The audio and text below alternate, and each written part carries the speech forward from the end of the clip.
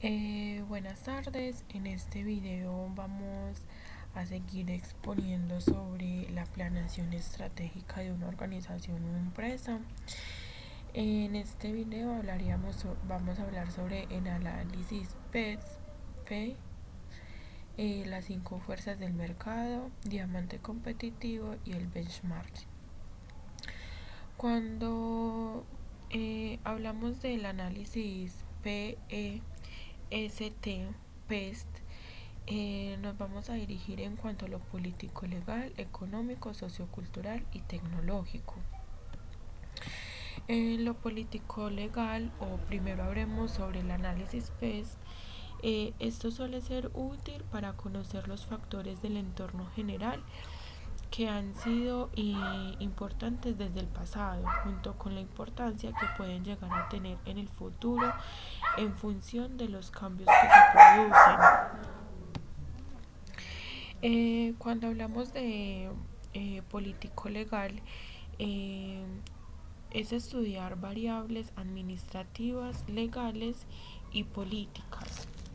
En cuanto a la económica, es analizar las principales variables económicas del área estudiada. La sociocultural es recoger tanto las creencias, valores, actitudes y formas de vida como las condiciones demográficas, culturales, ecológicas, religiosas, educativas y éticas de la sociedad en la que se realiza el estudio. Y por último, en la tecnológica, actualmente son las fuerzas tecnológicas. eh, Actualmente las fuerzas tecnológicas cobran especial relevancia, ya que pueden incentivar la información. Se estudia el nivel tecnológico de la zona y su potencial de desarrollo. Eh, Cuando hablamos de todo este análisis, vamos a llegar a tales dimensiones de cada uno de los aspectos que podrían ser en cuanto a la dimensión política legal, reformas penales, legislación para discapacitados, desregulación sectorial, nivelación de salarios, situación política, entre otras. En la dimensión tecnológica vemos el nivel de uso de Internet, desarrollo de ingeniería genética, comunicaciones inalámbricas, disponibilidad de nuevas tecnologías, capacidad de innovaciones tecnológicas, etcétera. En la dimensión económica hablamos sobre las tasas de crecimiento económico, o sea, las PIB, eh, tipos de intereses, tasas de paro y desempleo, nivel de productividad, mercado de capitales, política industrial, nivel de desarrollo, recursos disponibles, etcétera.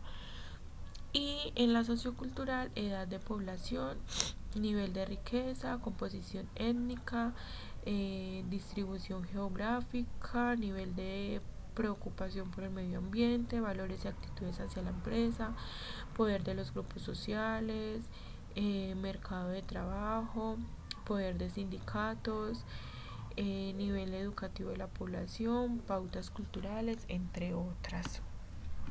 Ahora vamos a pasar a las 5 fuerzas del mercado. Eh, eh, el trabajo del estratega, o sea, vamos a definir como esto de las 5 fuerzas del mercado, y es que el trabajo del estratega es comprender y enfrentar la competencia. Sin embargo, los ejecutivos suelen definir las competencias de una forma demasiado estrecha, como si fuera algo que ocurriera solo entre los competidores directos actuales. Vamos a definir la amenaza de entrada. Estos son los que introducen nuevas capacidades y un deseo de adquirir participación de mercado, lo que ejerce presión sobre los precios, costos y las tasas de inversión necesarias para competir. El poder de los proveedores. Eh, los proveedores los proveedores poderosos capturan una mayor parte del valor para sí mismos, cobrando precios más altos, restringiendo la calidad o los servicios o transfiriendo los costos a los participantes del sector. Los proveedores poderosos incluyen los proveedores de mano de obra. Son capaces de extraer rentabilidad de una industria que es incapaz de transferir los costos a sus propios precios.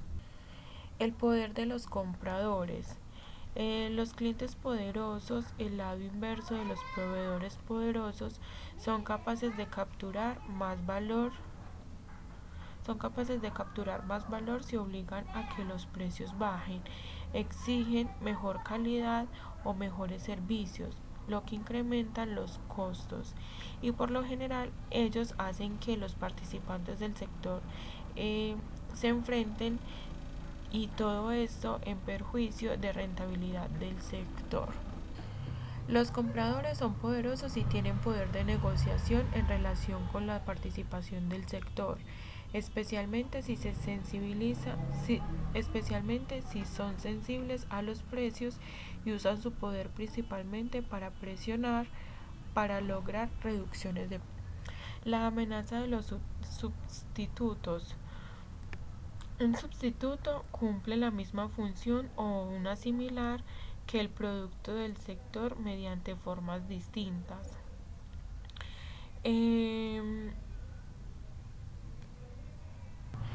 Ejemplo, el plástico es un sustituto del aluminio.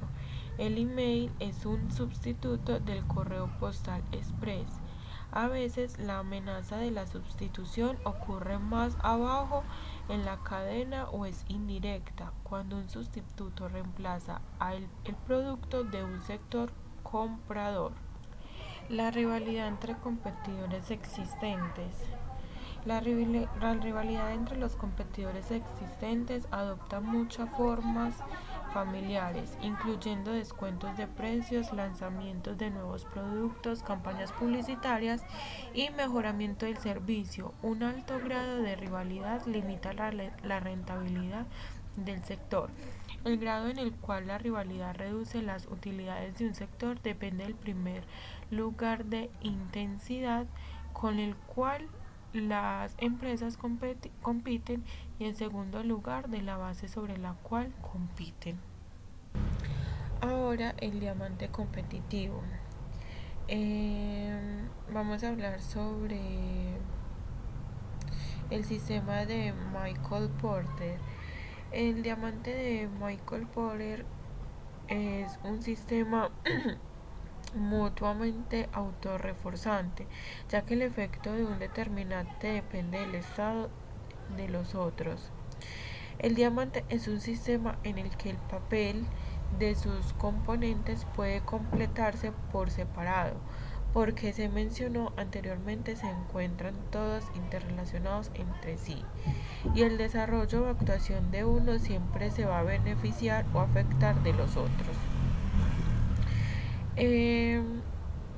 Los componentes del diamante de Porter son estrategia, estructura y rivalidad de empresas, condiciones de la demanda, sectores conexos y de apoyo, y condiciones de los factores. Ahora el crecimiento y las ventajas competitivas. Para Michael Porter llevó a cabo una investigación para analizar el origen o causa de la competitividad de las naciones. Su objetivo final era desarrollar un marco conceptual que sirva tanto para orientar a los empresarios y ejecutivos en la toma de decisiones, como para la formulación de políticas industriales orientadas a promover la competitividad de una nación. La dinámica de la ventaja nacional. La ventaja competitiva sostenida en un sector se deriva de la información autorreforzante de las ventajas en varias áreas, lo que crea un entorno que es difícil de reproducir por los competidores externos. El sistema nacional es tan importante como las partes individuales de que se compone o más. Productividad y competitividad. El perfeccionamiento en una economía es el avance hacia fuentes de ventajas competitivas más evolucionadas y hacia las posiciones en segmentos y sectores de mayor productividad. Política gubernamental. Aun cuando el papel del gobierno a la hora de crear y apoyar la ventaja competitiva nacional es importante, no deja de ser, por otra parte, invisiblemente parcial.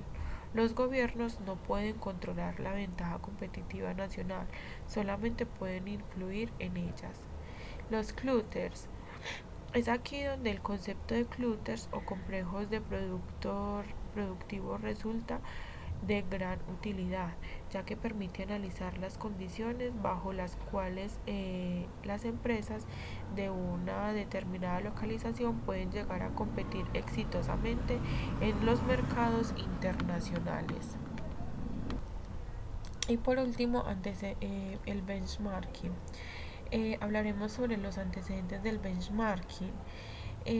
Acá no existe una definición universal de lo que sería el término benchmarking. Cada autor crea una definición acorde a sus percepciones, conocimientos e inquietudes, siempre teniendo como referencia la experiencia tenida por la Exposeros de Cárdenas 2006. Para estudiar el benchmarking podemos dividir su análisis en dos épocas.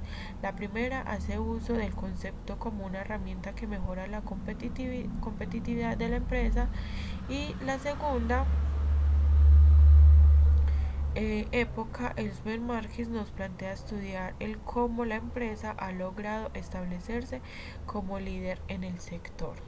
Aspectos del benchmarking. Por todo lo anterior mencionado, el benchmarking ha sido presentado como una herramienta para mejorar de las prácticas dentro de los negocios.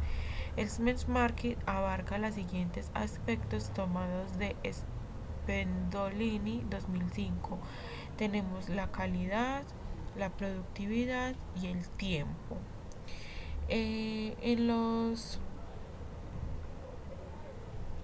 En los tipos de benchmarking iría acá. Hablamos sobre el benchmarking de ingreso, benchmarking externo, y del externo se dividen en tres: el benchmarking competitivo, el genérico y el funcional. Procesos del benchmarking. Tenemos fase de planificación, fase de análisis, y fase de integración. De esta fase de integración se derivan ventajas y críticas del benchmarking, y hablaremos sobre el benchmarking y la calidad en el servicio.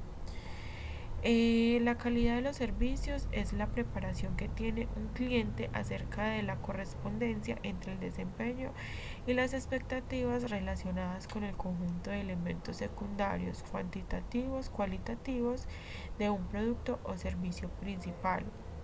Además, la calidad del servicio es responsabilidad de toda la organización, desde la alta dirección hasta el nivel operativo, incluyendo lo que se relaciona directa e indirectamente con los clientes. Muchas gracias.